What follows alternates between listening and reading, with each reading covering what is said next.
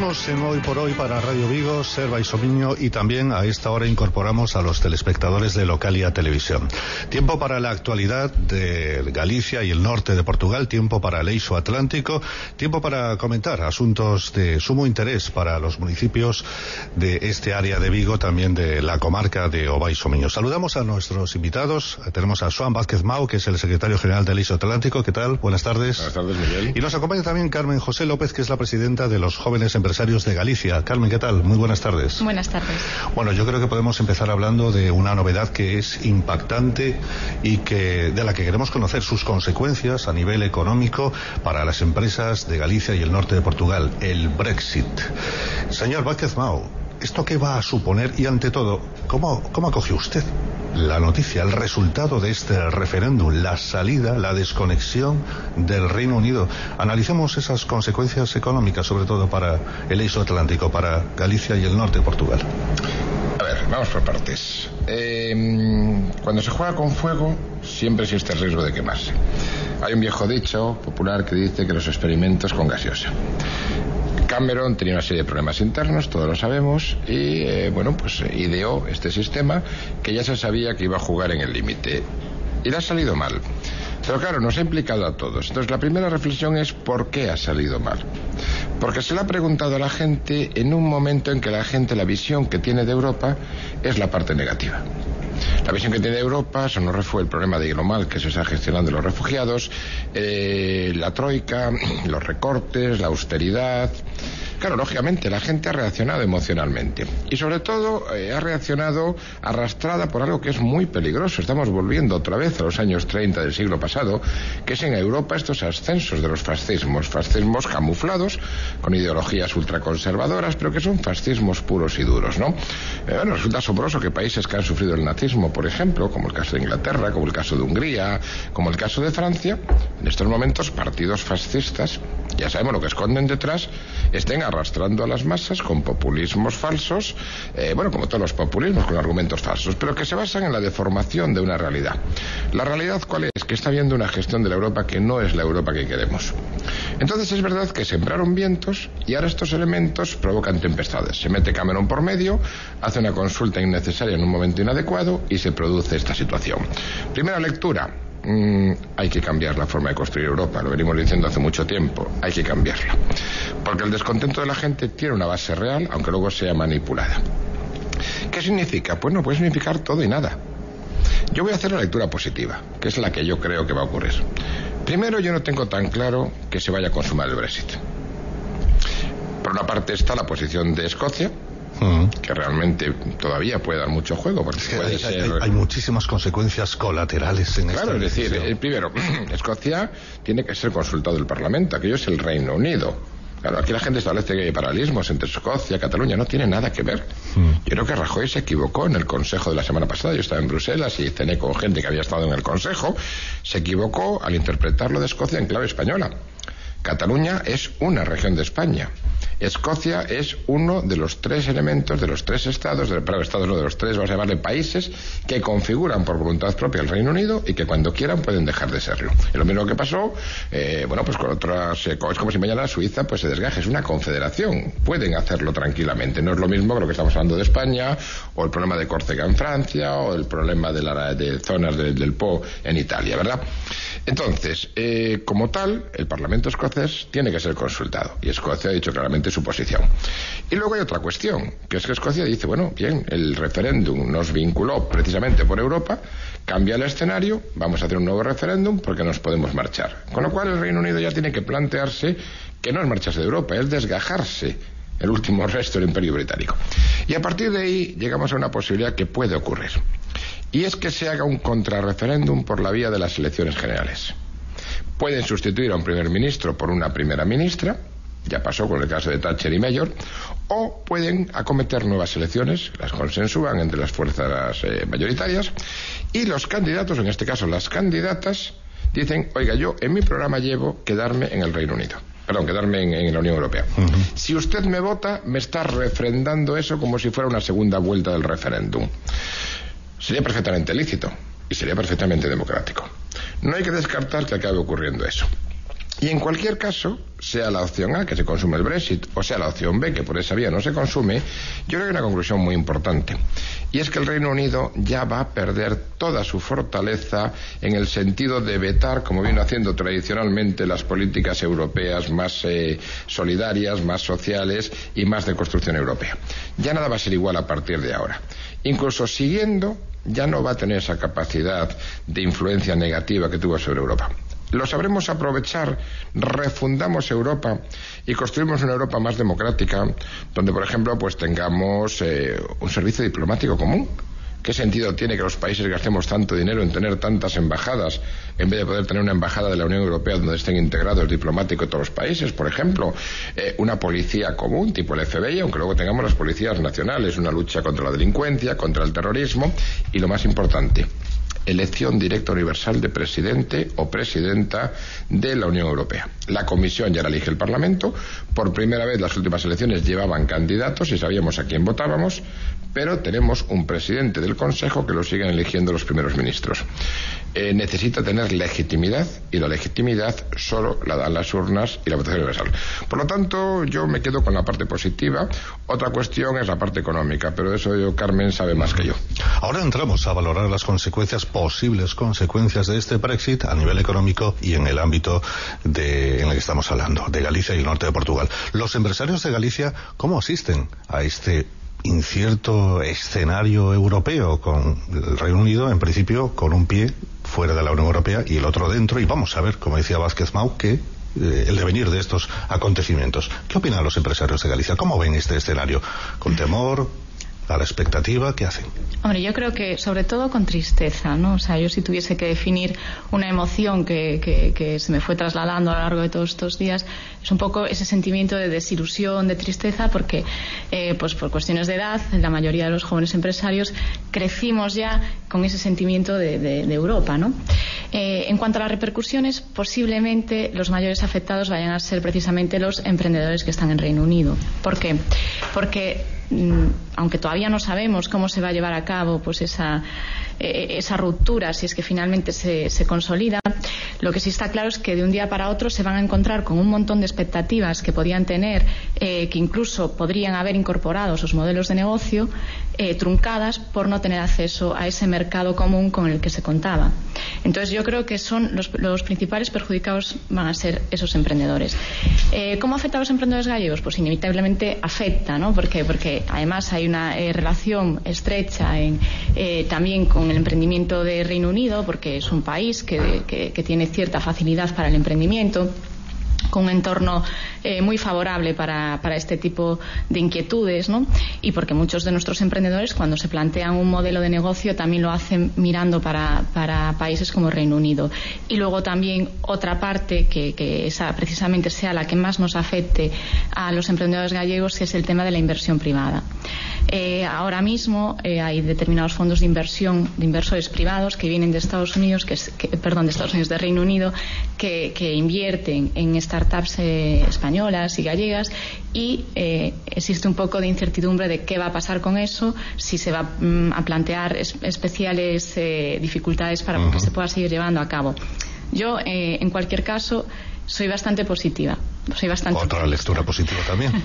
Soy bastante optimista porque yo creo que no tardaremos en que, si efectivamente se materializa, en que de alguna forma se atenúe estos efectos por la firma de tratados bilaterales o multilaterales que de alguna forma nos permitan seguir accediendo con una cierta facilidad a ellos les sigan permitiendo acceder al mercado de la Unión Europea, y a nosotros nos puedan seguir permitir accediendo a su mercado. Por eso yo creo que no es tanto las consecuencias económicas, que yo creo que de momento es todavía muy pronto para poder determinar cuáles van a ser, pero que yo, insisto, me gusta ser optimista porque creo que eso se va a poder sustituir a través de la firma de tratados internacionales, pero yo creo que, sin embargo, el mayor varapalo es casi el emocional, ¿no? Claro. El de sentir cuando nos sentíamos partes de un mercado común y de repente, bueno, pues esto, que quieras o no, indirectamente nos afecte de una forma u otra, oye, pues se trunca un poco esa visión pro futuro, ¿no?, de qué va a pasar con la comunidad. No, es que además se va uno de los grandes y se puede producir el efecto de los naipes. Claro, pero fíjate, hay una cosa que es un poco una broma que se hizo muy famosa estos días. Aquí en España no, pero vamos, en Bruselas lo habíamos comentado. Al hilo que dice Carmen, esto ha producido una fractura generacional, no solo una fractura territorial, es decir, ha votado en contra del Brexit Escocia e Irlanda, otro problema que viene después, pero claro, se consiguió apaciguar el problema de Irlanda del Norte, pero claro, ahora ya han advertido, ojo, que el escenario cambia. Gales está dividido y, en principio, el no a Europa, el Brexit, gana en Inglaterra, excepto Londres, donde en Londres curiosamente no gana, o por lo menos no de una forma destacada, ¿no? Pero la segunda fractura es generacional. Y había un Twitter, esto es real, no es un chiste, hubo un Twitter muy famoso, que además, en fin, en Bruselas ha sido muy popular, de un joven que, pues sabes, claro, la gente a partir de una cierta edad votó contra Europa y la gente joven votó a favor de Europa. Y entonces un chaval puso un Twitter que decía: ojo por ojo, no les vuelvo a dejar el asiento en el autobús. Más allá de la broma, refleja un estado de ánimo real. Hay cierta separación a nivel social, sin duda, en el Reino Unido. Ahí están los datos después del referéndum. En las zonas rurales, en las grandes ciudades, en la City, los resultados son diferentes en un entorno y en otro entorno. Y sobre todo, a nivel poblacional, a nivel generacional, hay un abismo en lo que son los jóvenes que apoyan quedarse en la Unión Europea, y las personas mayores que, con desconfianza o quizás con esa añoranza, mejor dicho, del Reino Unido en aquellos momentos en que tenían colonias y demás, pues aspiran a que sigan tirando ellos. Claro, pero fíjate, es que aquí yo creo que hay un mensaje más o menos tácito, y es que a la gente, a partir de una edad, especialmente la que le ha afectado la crisis, la que tiene un nivel sociocultural y económico, incluso formativo, más bajo, le lanzan el mensaje de: tú pierdes el trabajo por culpa de Europa, que nos mete migrantes. Mientras que la gente joven dice: yo voy a conseguir trabajo gracias a Europa, que es precisamente lo que decía Carmen, ya sea como emprendedor o ya sea porque voy a ejercer mi actividad en cualquier país europeo.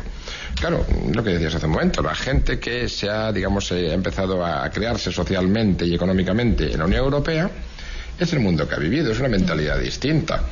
O sea, yo, por ejemplo, pues siempre cuento la experiencia de mi hija, ¿no? Mi hija sale de Erasmus, vuelve, acaba la carrera, se va a trabajar un año fuera, pues porque encuentra un trabajo fuera de España, y todos sus amigos en estos momentos, el núcleo de sus nuevos amigos, uno es francesa, otro es alemán, otro es inglés.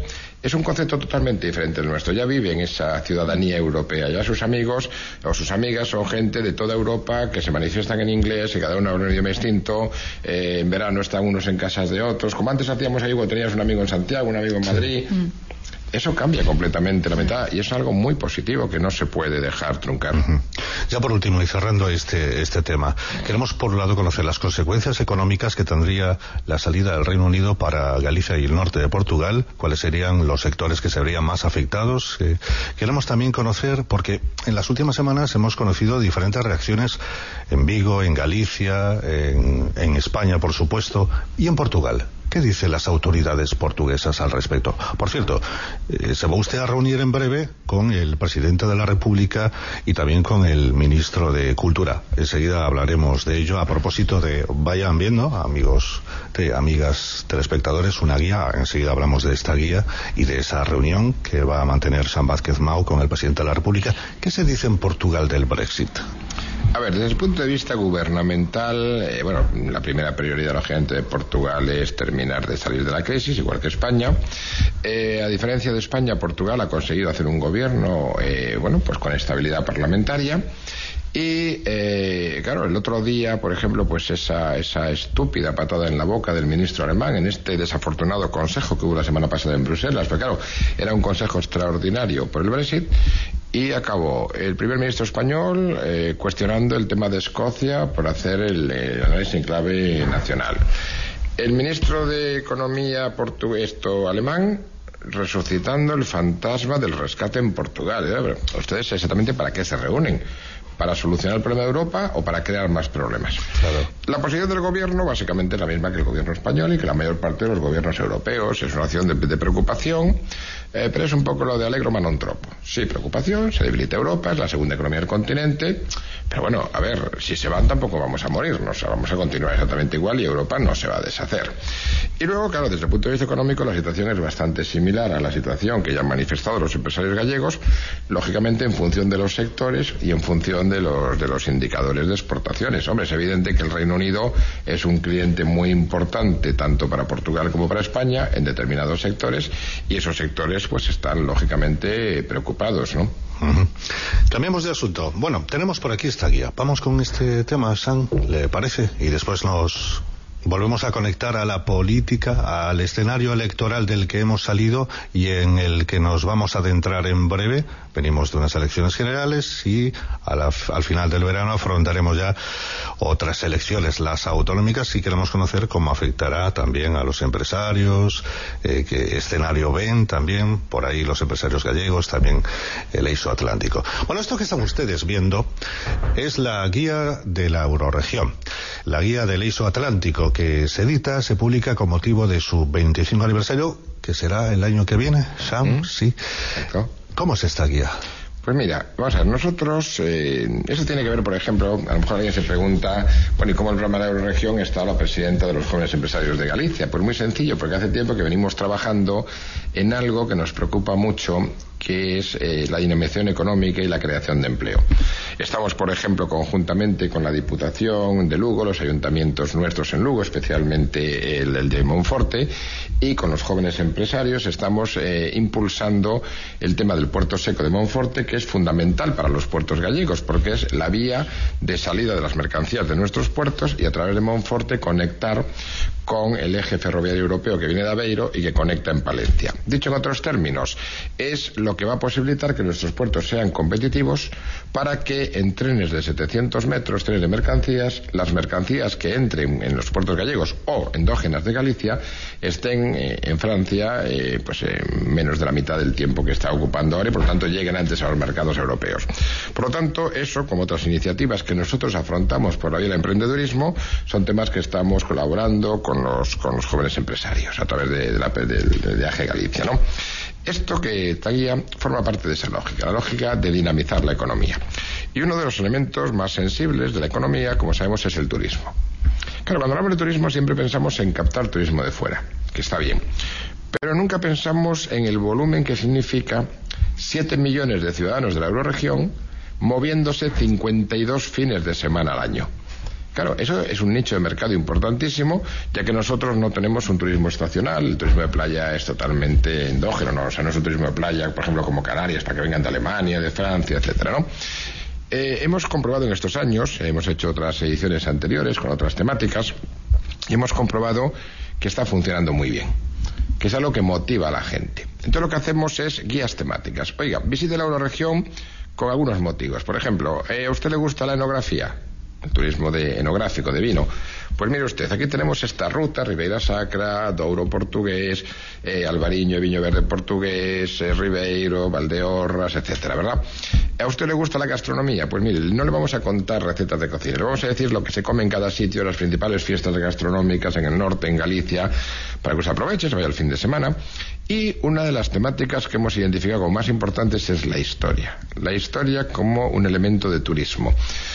Mucha gente no conoce nuestra historia, no conoce, por ejemplo, los escenarios de las guerras napoleónicas que hubo, no conoce, por ejemplo, ya los escenarios de las guerras hispano-portuguesas. Aquí, por ejemplo, hace unos años la serie Isabel en la televisión, en la 1, claro, pues por ejemplo puso de relieve Braganza, porque la Casa de Braganza estaba muy vinculado con todos aquellos acontecimientos, las primeras guerras entre Castilla y Portugal, etcétera, ¿no?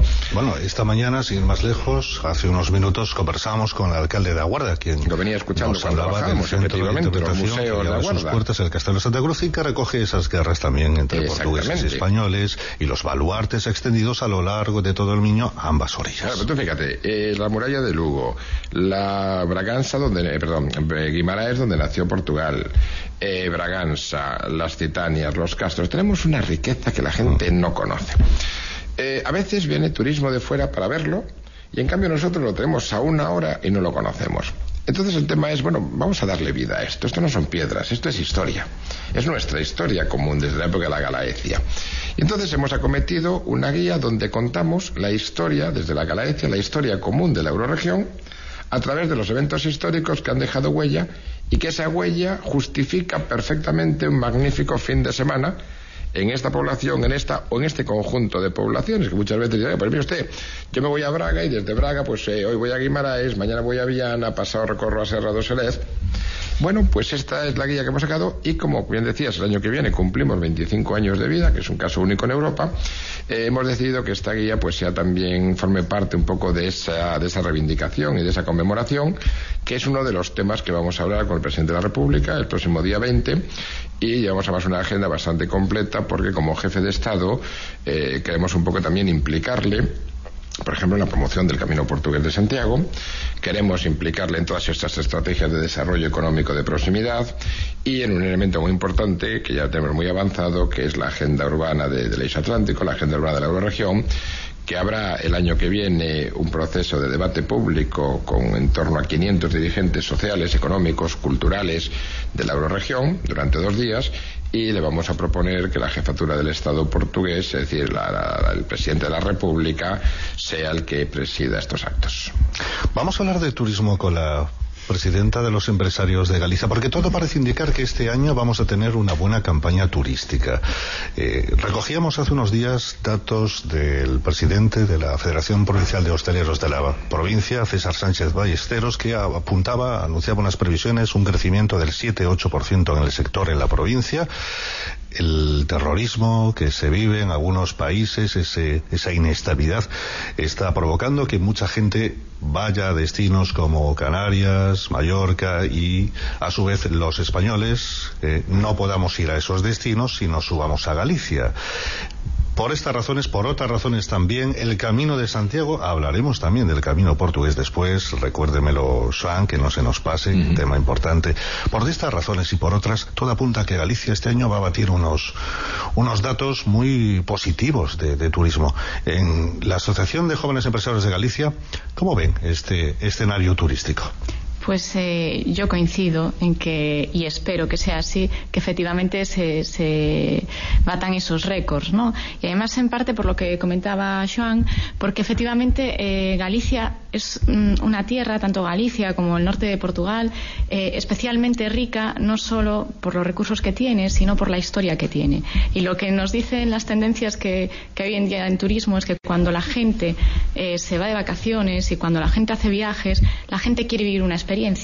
No quiere solo sentarse encima de una toalla a pasar el tiempo. Y eso es lo que da muchas veces Galicia, ¿no? Porque Galicia tiene esa parte histórica, Galicia tiene esa diversidad, ¿no? Que es que una persona se pueda venir de vacaciones aquí y que desde aquí pueda consultar y pueda entrar en contacto con ámbitos y con ambientes muy distintos, y que desde luego yo creo que enriquecen el turismo de cualquiera. Yo creo que los turistas cada vez buscan más esas experiencias, como comentábamos, ese ocio que no solo le haga descansar el cuerpo, sino que también de alguna forma le incite un poco el vivir otras cosas, y que creo que Galicia realmente es un territorio totalmente apropiado para ello, ¿no? En el caso de los jóvenes emprendedores, ¿están mirando hacia el sector turístico ante este crecimiento que está experimentando Galicia? Sí, yo creo que en los últimos tiempos los emprendedores han empezado a mirar más hacia ese sector en distintos ámbitos, y además han empezado a mirar hacia ese sector dotándolo también de la innovación, ¿no? Porque si algo caracteriza, yo creo, que a los jóvenes empresarios es que la mayoría de los jóvenes empresarios, cuando constituye un proyecto emprendedor, lo hace ya con ese pequeño toque de innovación, y lo están haciendo ahora en el ámbito del turismo, pues mucha gente, incluso desde la hostelería, ofreciendo otros tipos de vivir ese ocio, y yo creo que eso va a ser clave para poder dar esa calidad de turismo que es tan importante, ¿no? Ese turismo que deje un retorno y que además se lleve un feedback de Galicia que haga que venga más gente. Muchos de estos visitantes conocen Galicia o se adentran en Galicia a través de las vías de peregrinación. Y si hay una ruta que está experimentando un notable crecimiento, es el camino portugués. Eso Atlántico, San Vázquez Mao, ¿va a haber novedades relacionadas con el camino portugués? ¿Qué podemos comentar al respecto? El mismo día 20 por la mañana nos reunimos, hemos conseguido poner las dos citas el mismo día, ¿no? Una vez que nos comunican de la Presidencia de la República, hemos hablado con el gabinete del Ministro de Cultura y hemos conseguido que el mismo día nos reciba y nos reunimos a las 11 con el Ministro de Cultura portugués y a las 3 con el Presidente de la República. El camino francés está perfecto, es, digamos, consolidadísimo, es uno de los grandes productos de marketing turístico a nivel mundial, el Xacobeo, y es lo más importante, uno de los grandes productos de señas de identidad y después de aplicación de las creencias de cada uno, ¿no? Yo siempre digo que tenemos que tener mucho cuidado de no convertir el Camino de Santiago en un parque temático. El Camino de Santiago tiene un componente religioso, incluso para los que no somos religiosos, cada uno lo vive a su manera, pero tenemos que preservar siempre sus orígenes, su identidad y no querer convertirlo en un producto turístico, bueno, lo que llamamos vulgarmente un parque temático. Portugal tiene el segundo camino en importancia, el portugués, después del francés. Hablamos de camino, luego otra cosa son las rutas, ¿verdad? Y yo creo que nunca se ha dado cuenta de eso. Incluso en algunos sectores de Portugal ha habido una visión un tanto cicatera y un tanto ultranacionalista, como si el Camino de Santiago no es mío, pero el mío es el de Fátima.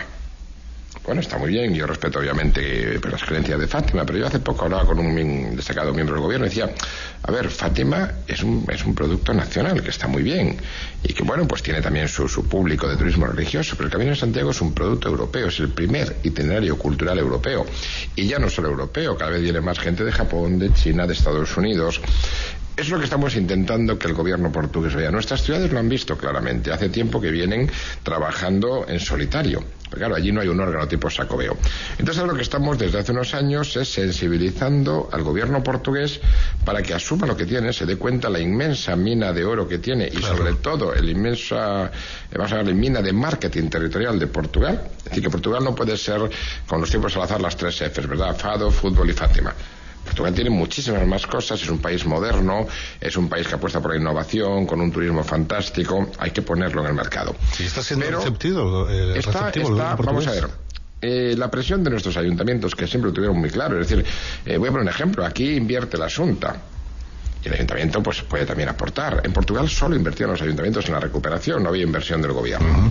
Gracias a eso se ha conseguido conservar, pero no tiene una señalética común, nos está costando identificar en algunos tramos por dónde pasa. Y entonces hemos hecho una acción en una estrategia en dos acciones. Por una parte, estamos haciendo un trabajo propio, nuestro, que estamos identificando exactamente por dónde pasa, estamos identificando tramos sobre los que había dudas, pero claro, en estos años ha sido también muy adulterado y hay casos muy conocidos de que han desviado el camino para que pase adelante un determinado hotel, incluso hay un caso que hemos identificado, no voy a decir dónde obviamente, que han llegado a cambiar el mojón para que pasara adelante un establecimiento, ¿no? Bueno, entonces ahora, en colaboración con la Iglesia, que es la que tiene los documentos históricos, estamos identificando las rutas y estamos haciendo el inventario de lo que necesita cada una, pues señalética, aquí hay una finca privada, el camino se corta, aquí no hay condiciones de seguridad, tal, y la valoración económica. Con todo eso se lo vamos a entregar al gobierno y le vamos a decir, mira, la recuperación del Camino de Santiago cuesta, por lo menos en el norte, que es nuestro territorio, cuesta tanto y con los fondos europeos invertirlo. El objeto es que en el 2021 esté al mismo nivel que el camino francés. La segunda acción es la del lobby, es decir, al gobierno, hombre, mirad lo que tenéis. Y claro, ahí pues también, gracias a los medios de comunicación, desde que lo pusimos encima de la mesa hace 2 años, pues desde que la gente simplemente recuerda que existe, ya ves que se está multiplicando el número de gente que pasa, ¿no? Luego hay muchos fallos estúpidos. Yo, por ejemplo, le comuniqué al delegado del gobierno, le dije, mira, a ver si me voy con Santiago Llanora, le dije, Santi, tú, mira, le envié una foto, le dije, mira, esto me lo pasó la gente de la policía, de la comisaría conjunta de Tui. Lo primero que ve el peregrino al entrar en Galicia es un cartel con la bandera de la Unión Europea y dentro España, completamente desconchado. Da vergüenza, porque se hacen la foto allí y entonces en todos los Facebook y en todos los Twitter por toda Europa, la imagen de España, lo primero que hacen es una imagen con un cartel que está completamente estropeado.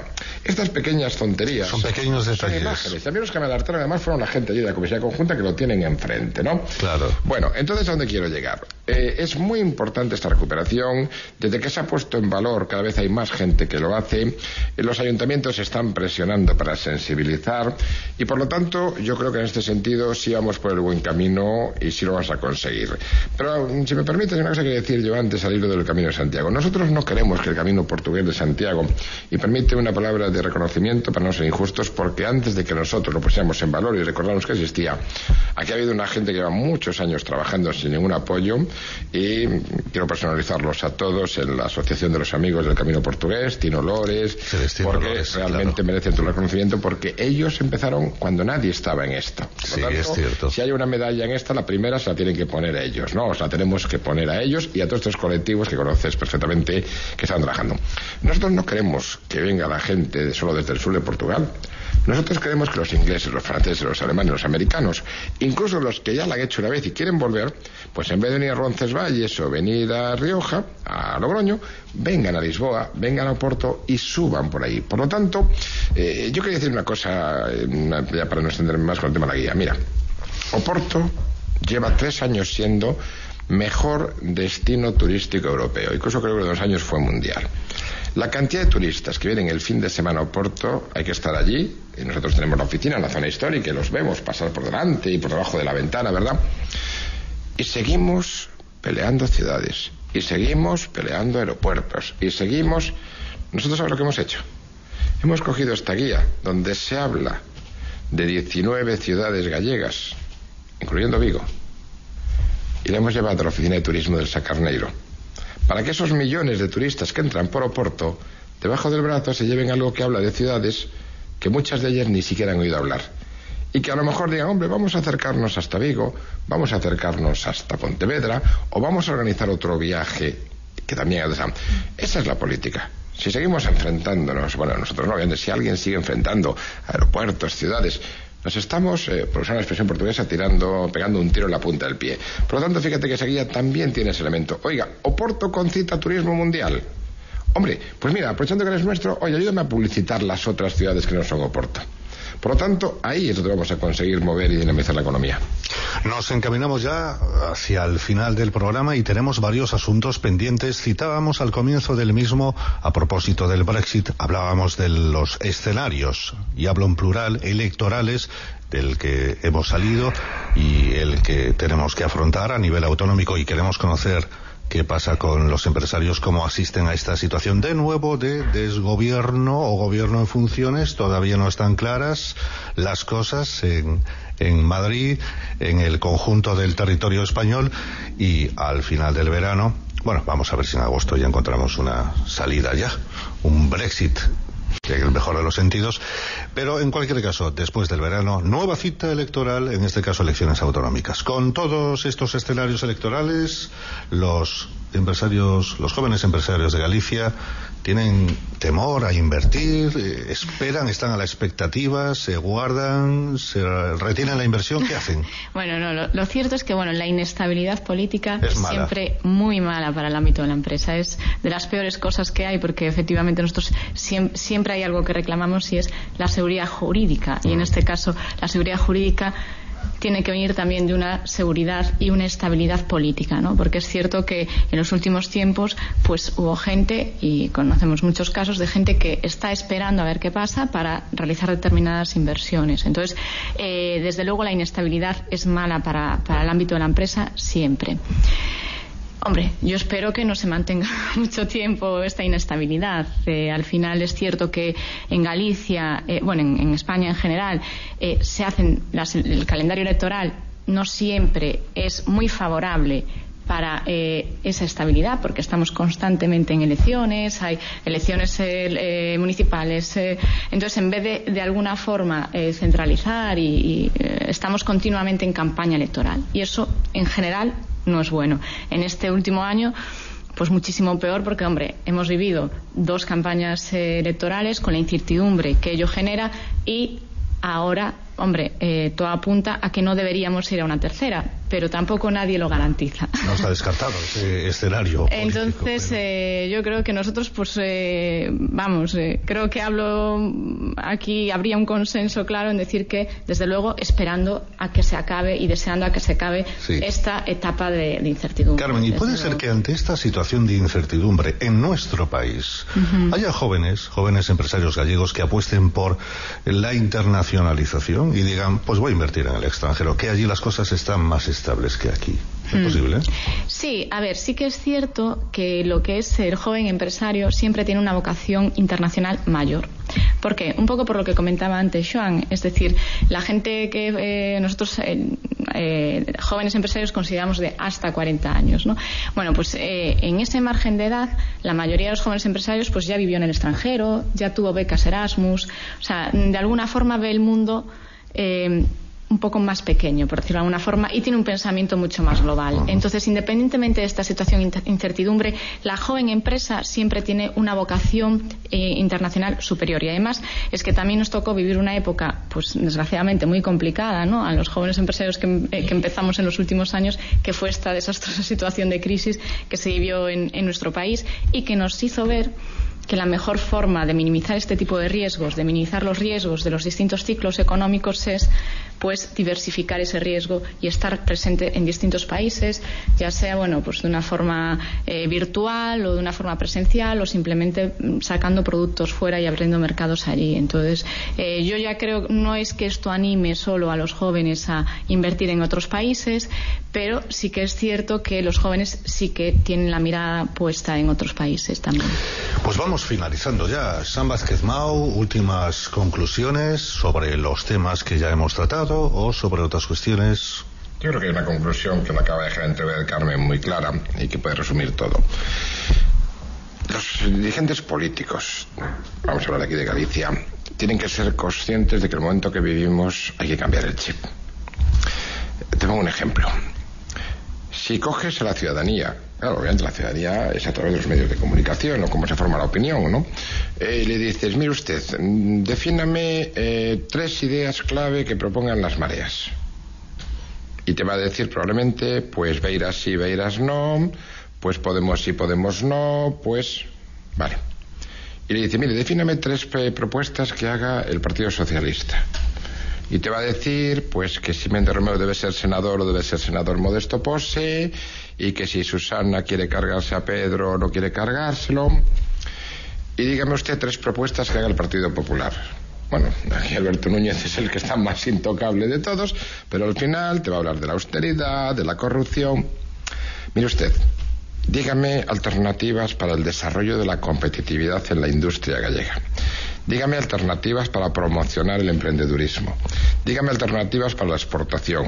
¿Cómo va a fomentar el I+D?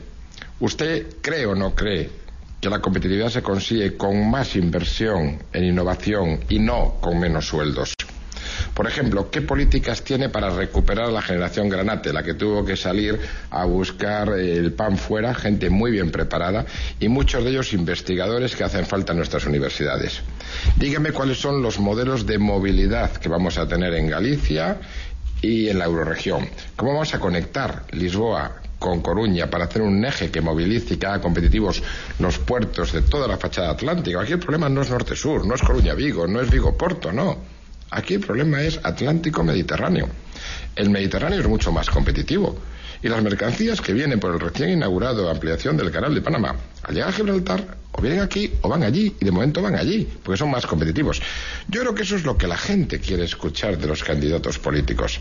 El resto no dejan de ser peleas por el poder. Y entonces al final, mire usted, si la nueva política no es acabar con la casta, sino discutir cuál es el puesto que le quiero hacerme en la casta, y si la vieja política continúa siendo la casta, por utilizar la terminología que está de moda, al final los ciudadanos pues iremos a votar con la nariz tapada y no votaremos lo que más nos ilusiona, sino votaremos el mal menor. Y yo creo que eso es algo transversal a todo lo que estamos hablando.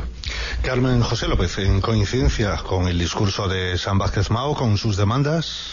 Sí, bueno, yo no me puedo ir sin hacer hablando de política y de la nueva situación. Sí. Yo creo que hemos escuchado, sobre todo en la primera campaña, en esta también,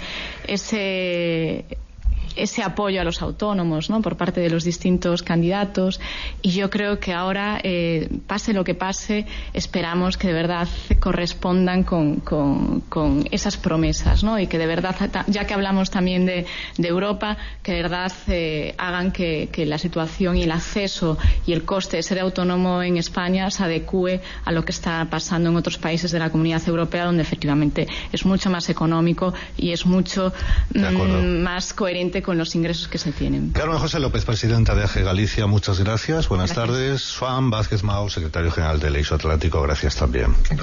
Nos vamos. Gracias a todos por seguirnos por Localia Televisión y también a través de Radio Vigo y Serva y Somiño.